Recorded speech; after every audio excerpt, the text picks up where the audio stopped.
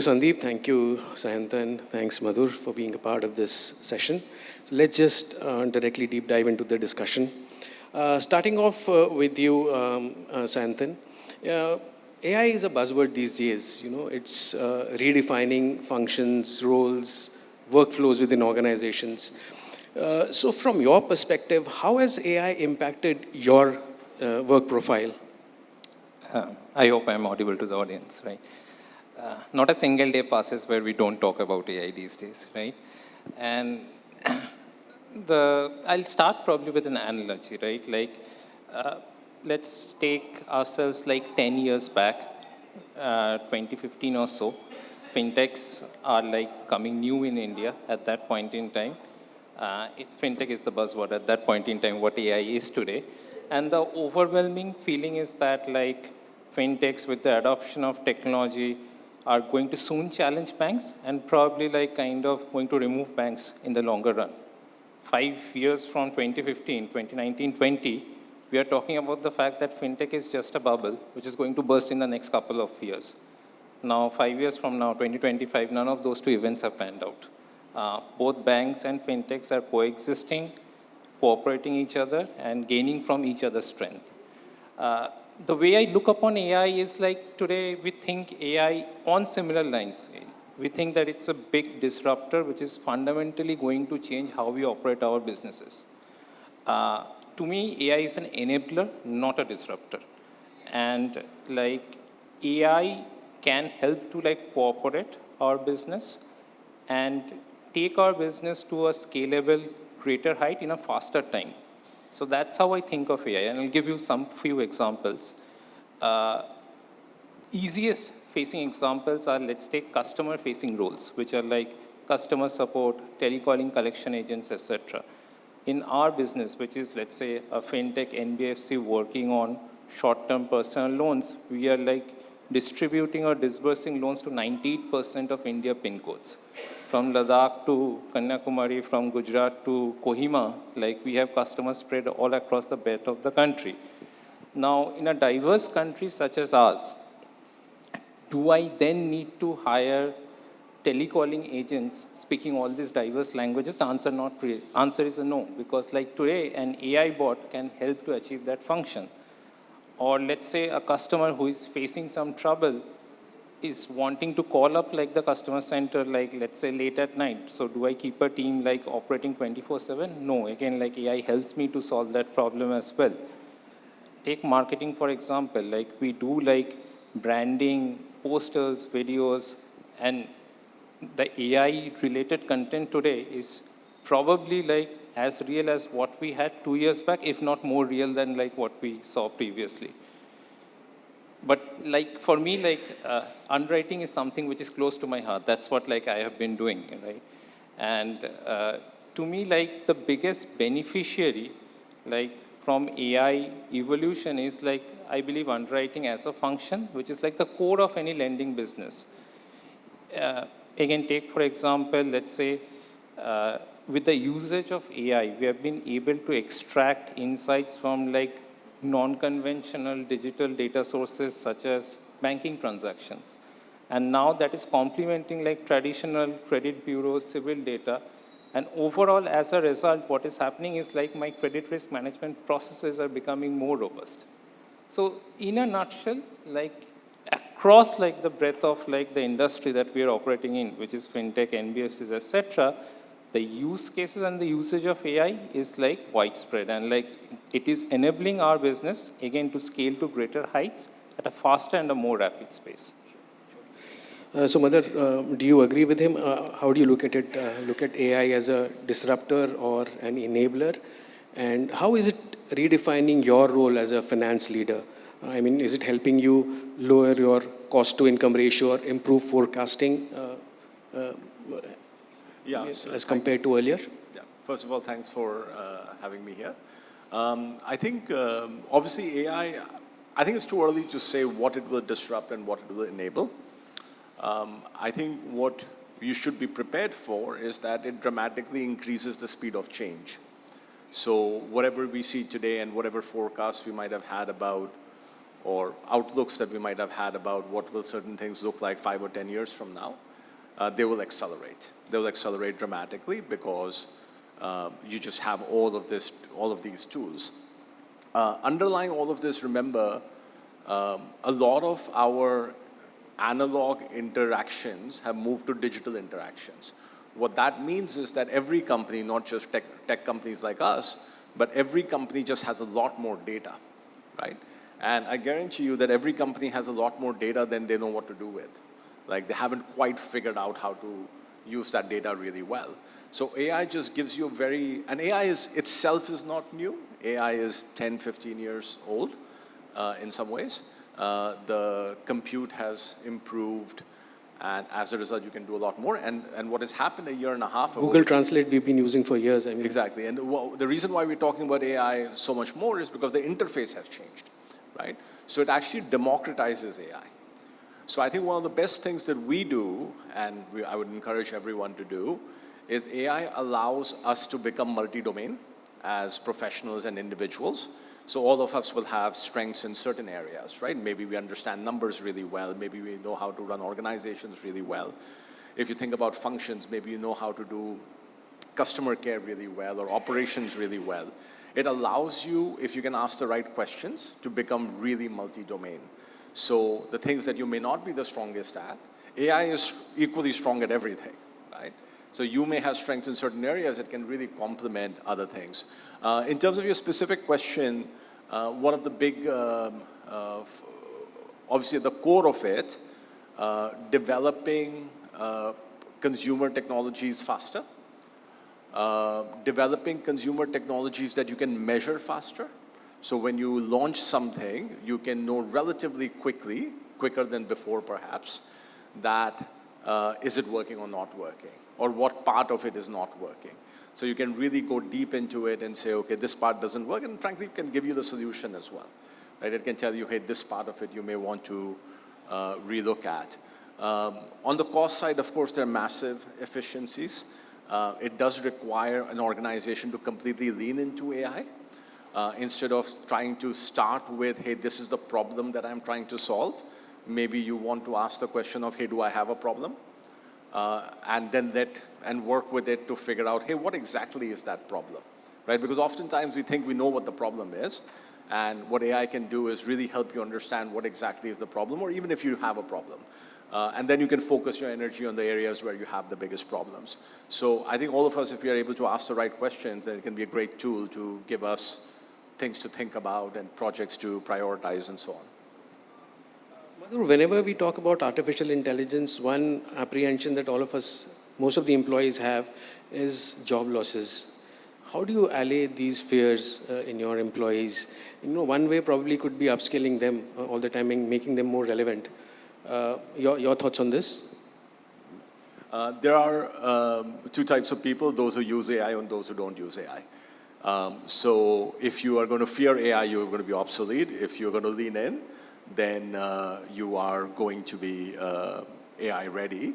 And going back to the point that I was making earlier, which I think connects, is that a year and a half ago, it was very difficult for somebody like me to be able to use AI to make me do my job better. What has changed is the interface. So now I can use AI, right? Very, very powerfully, very, very intuitively. So now I have no excuse.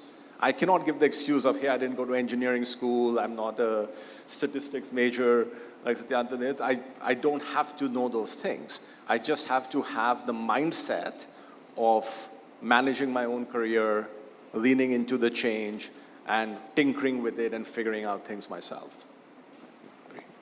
Your thoughts on this? Exactly, like similar to how Madhur mentioned, like at the end of the day, you have to embrace the change, like, and you cannot miss the AI train, like the way I am seeing it. It's a fast-paced world of innovation. Like AI usage is like as user-friendly as it can get today. You just have to know, like you have to just ask the right question. So as long as there is clarity in your mind in what you are trying to solve, I think like AI can again enable you to like on your pathway to solution. So it's not something that is going to like take away jobs. It's going to make you a better professional. And like, if you embrace this thought and if you embrace this mentality, then you are on the right path. That's how I look at it. So Sayantan, whenever a new technology is implemented, or rather whenever discussions about implementing a new technology come up in an organization, there is always this question of either you build or you buy. So what do you think about it? I mean, would buying off the shelf makes more sense when it comes to AI, or would you like to build it internally with your in-house teams? And why? Why would you take that specific approach?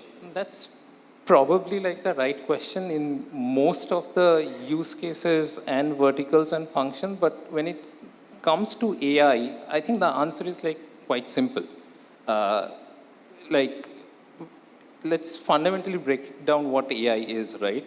And again, if I have to take the example of one particular function, let's say, credit risk management in general, right? AI is not, let's say, a statistical model. So logistic regression, all of those things were in use like 10, 15 years back are not in use now. Even AI is not, let's say, a machine learning model like an XGBoost or a deep neural network, etc. Like today, AI is about large language models, LLMs, for example, which is like what is like fundamentally powering ChatGPT and all of those things. Now, if we were like thinking of, let's say, a machine learning model and all, like those, we would have debated whether to like do it in-house, invest in the right infrastructure, the resources, build it, and then deploy it. But hardly today, like we are not building LLMs.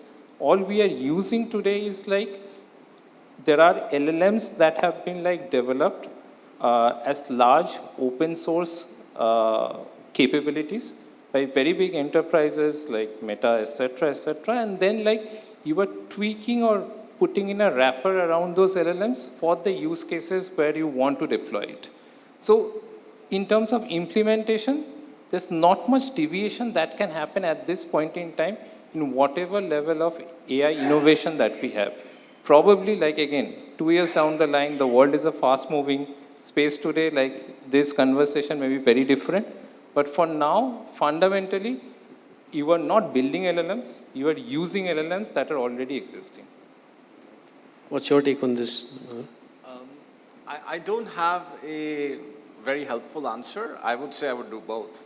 I would do both and everything in between and everything beyond, and I would do all of it. So, for example, we use an AI tool to build AI systems, right? So, how do we analyze our data? We cannot just throw all of our data into AI and say, hey, analyze this, right? In theory, you could do it, but it's just very, very voluminous, right? So we use AI to build tools that help us analyze our data. So and those tools are deployed in our environment. So in a sense, we are doing both, even on that one specific project. And so we use third-party tools like ChatGPT and Gemini to come up with those things. And I think the answer would depend a lot on your capabilities and what type of thing that you're solving. Just like if you're a bank, you are using certain products, you're using certain services, you're doing certain outsourced projects. So you're doing a combination of those things. It really depends on your prioritization, how quickly do you need it. At the moment, I would think that for your most complex problems, most specific problems, vertical solutions may not exist, right? So yes, you may have a CRM tool that works, which is a very horizontal problem. But if you're starting to think about, a specific problem in your industry, that is probably not built as an off-the-shelf solution. So you'll probably have to have either somebody build it for you, or you have to build it yourself. The other thing that I would just point out is some of these tools they cut across more functions than you might have thought about previous tools. So for example, we get a huge number of obviously customer queries and merchant queries and so on, and we use now a new AI tool for that. Recently I was doing a finance review, and merchants will ping us that, hey, we haven't got our money yet, Or vendors will ping us that we haven't got our money yet. And I was like, why wouldn't you use the same tool? And we get like hundreds of those, right? And they were like trying to build a tool themselves for this. I was like, we already use a tool that handles millions of tickets. Why wouldn't you just use the same tool to handle these few hundred tickets, right? And so I think all of us have to think about breaking down the problem into first principles and then figuring out, is there already something that exists that 99% does the job? But how do you calculate the return on investment on, an AI project? Is it easily measurable, or it's tough? Is it intangible? What parameters do you take into account when you measure ROI of an AI deployment? I think it's some of it is like everything else. You have to first of all have the right baseline, right? So the mistake that most companies make, or people who haven't got the experience to do it properly, is that they use the wrong baseline. So that's common across whatever you're trying to measure. I think we're talking about AI projects as if they are AI projects that will solve something for itself. The big opportunity is for AI to make all your spends more efficient, right? So for example, we have 30,000 feet on street who go and sign up merchants, and they take care of merchants and servicing. We have a whole bunch of models that assign tasks to them. Now, can you use AI to make that task allocation insights 20% better?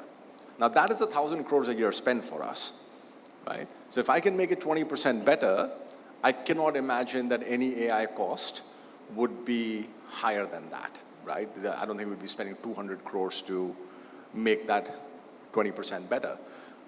So I think you have to think about it slightly holistically.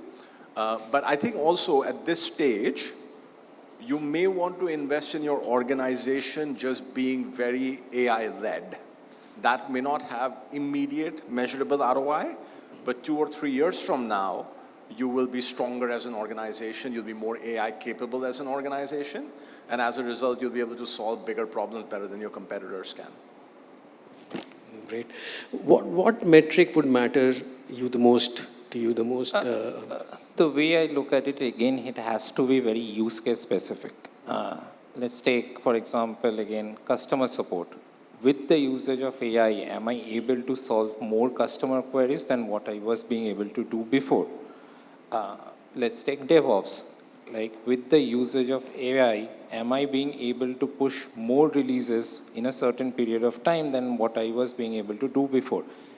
At the end of the day, fundamentally, like it's efficiency, but how you define that efficiency has to be very use case specific. Underwriting, right? Like if you are using AI, at the end of the day, are your credit losses better than what it was before? So like there's a pre and a post to it, but again, it has to be very use case specific. AI is a very broad term that gets thrown around like quite casually, I feel, these days. But like how you deploy, how you use that AI, it has to be very contextualized, function specific, and hence there are ways to measure that. Can I just add one more thing to it? If you have a consumer-facing product, then not just AI, the role of any technology is something which is slightly difficult to measure in traditional sense. So to give you an example, Uber will spend X amount of money to try to get you a car in 2 minutes versus 5 minutes using technology, whether it's AI technology. 10 years ago, I'm sure it was not AI technology, but they spend a lot of money doing that. Can you really measure the impact of that? Most likely not, right? But there is a customer delight, and then there is also the element of moving the customer expectations so far forward that the customer says, listen, I'm just used to getting a car in 2 minutes, right? It's outrageous that I have to wait 5 or 10 minutes for a car. And that does differentiate you as a company, even though it may not be measurable purely in terms of how much driver efficiency did you increase or something of that sort. Got it. We just have a couple of minutes left, so I think one more question, and then probably we can open the floor for questions from the audience. Madhur, as artificial intelligence becomes more autonomous, and that's what everybody desires, right? There need to be some guardrails as well in terms of compliance, regulations built into it. How do you balance both, giving it more autonomy on one hand and having these guardrails on the other? I do think that in most of what we do, we are a little bit far away from systems which are completely autonomous and that you don't completely understand why exactly it is giving you the insight that it is. I think the flip of that, I will tell you that if you're talking about compliance and other functions, there is an ability today, if you are a compliance officer of 25 years of experience, if you lean into AI, you are able to understand the data in your organization a lot better than you could 5 or 10 years ago. And like I said earlier, organizations are now have so much more data than they used to, and all of that data is relevant and should be used for compliance, fraud, risk, including credit risk. So it is almost an obligation on you as a control function to try to figure out what is the best way of looking at all of this heavy data that you have. And if you're not trained in data, you're trained in compliance or finance or whatever, you now have a tool that can actually help you make sense of it. So I think it makes many of those things a lot better. And I think the risk that comes from autonomy is probably much further out. Sayantan, any final remarks from your end? No, exactly. Very good point to where we are ending the conversation. We have come a long way in AI usage, but fundamentally where I think more work needs to happen, where we need to rethink, reimagine, is like something like AI governance. Again, taking an illustration such as like today, fintechs and NBFCs are doing algorithm-driven lending. So how do you fundamentally define transparency, explainability to the customer, right? So gone are the days of, again, logistic, machine learning. We are now on to large language models, etc. So a lot more thought needs to come into it. It's a evolving space, a bit of wait and watch. I am myself curious as to like what the end outcome will be. So, but for sure, like ethical AI is probably most important in order to like for an enterprise to adopt AI at scale as well. Okay, great. So all of you can't see, but I can see the clock shows 1 minute over time. So thank you so much, Sayantan. Thanks a ton, Madhur, for your time. Thank you.